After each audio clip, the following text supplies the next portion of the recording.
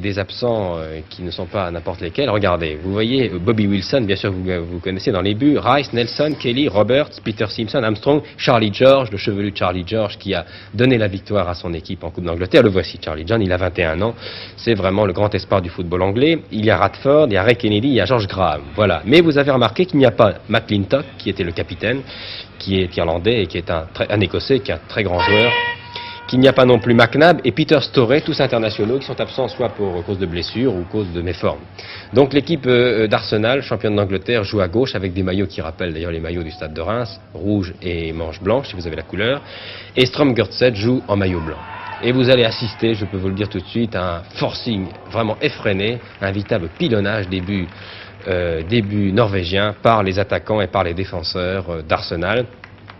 Le public qui était venu dans ce temple qui est Highbury en grand nombre, plus de 50 000 spectateurs, et ce public, comme tous les publics anglais, savait que son équipe était bien supérieure à celle de Strømsgodset, mais il est venu tout de même, et il a assisté à un bon spectacle, vous allez d'ailleurs pouvoir le constater. Un homme a émergé, vous le verrez souvent au centre de votre écran, et c'est le blond gardien de but de Strømsgodset, Tunn, qui a vraiment fait un match étonnant, et sans lui, son équipe aurait sans doute encaissé 6, sinon 10 buts.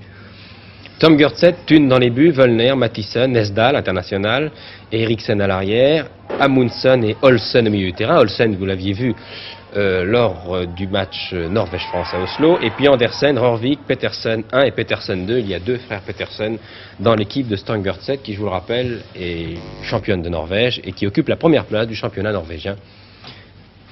Actuellement, un championnat qui touche à sa fin, vous savez que le championnat, le cycle des saisons n'est pas le même dans les pays scandinaves que chez nous.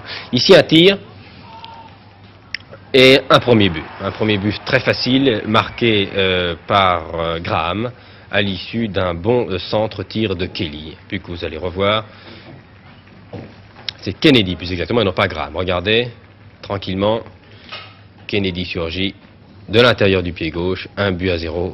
L'équipe d'Arsenal mène sans problème. Le capitaine que vous avez aperçu, c'est Graham, qui a donc succédé pour ce match à McClintock, le capitaine de l'équipe d'Arsenal que vous avez vu à Wembley lors de la fameuse Coupe d'Angleterre entre Arsenal et Liverpool.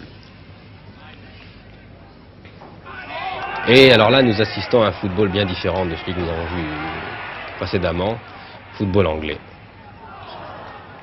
Bonnes ouvertures, balles précises, bon engagement, bonne technique, une tête qui passe au-dessus. L'équipe d'Arsenal, qui n'est pas d'ailleurs, qui n'a pas encore trouvé sa forme maximale, l'équipe